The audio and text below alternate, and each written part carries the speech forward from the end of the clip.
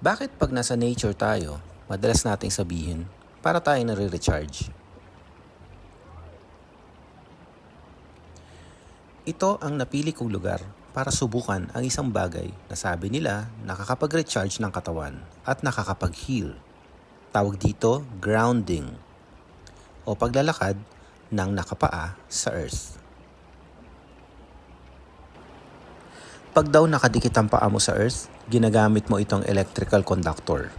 Mula pa ito sa ancient civilizations ng mga Greeks, Romans, and Egyptians.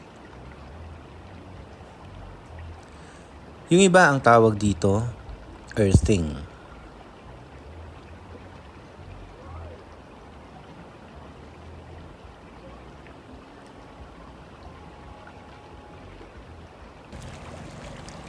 Maaari itong gawin sa damuhan, sa lupa, sa buhangin, sa dagat, o kagaya ng ginagawa ko dito sa ilog.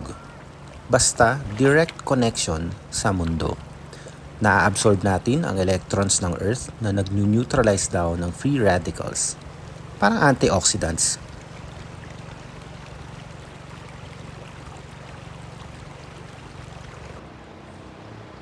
Sabi pa, nagre-release ang Earth ng negatively charged ions galing sa natural electromagnetic fields ng araw, hangin at tubig.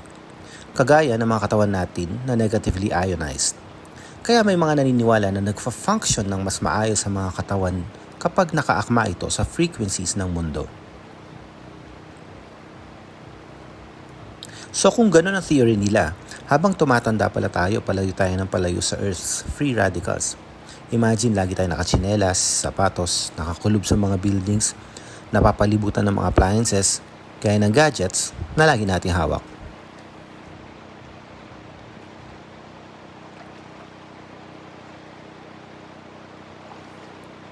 Ayon pa sa mga dalubhasa ng grounding, mainam daw ang 20 minutes na direct contact sa Earth kada araw. Dito, as you can see, sinabay ko na sa pagpapaaraw. Pero hindi nyo kailangan dumayo pa sa Palacol River para gawin ito dahil may access naman tayo sa lupa, saan man tayo.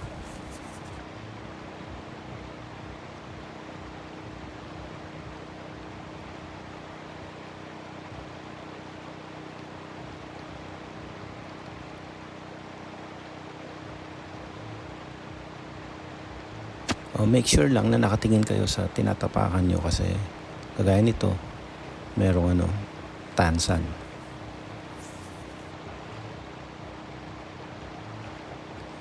At yaman din lamang na nasa river tayo ngayon. Gumawa na rin tayo ng makabagbag damdaming MTV moment sa awiting dagat at buhangin.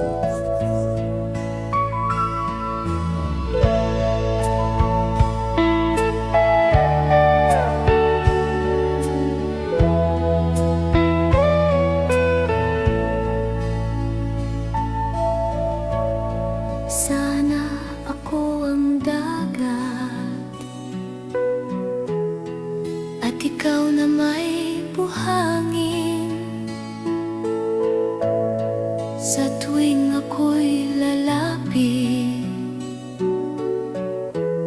sumasama ka sa akin. Sa tuwing ako'y dumidikit, ika'y natatangay. Mawalay man saglit, ika'y laging naghihintay. Kung ako ang dagat at ikaw na may buhangin, ako ay itulak sa'yo ng hangin. Malawak at malalim, kung wala kay walang saysay sa'kin. Di na baling iwas-iwas, di na baling lampasuhin. Maging ang buwan, nagtatakip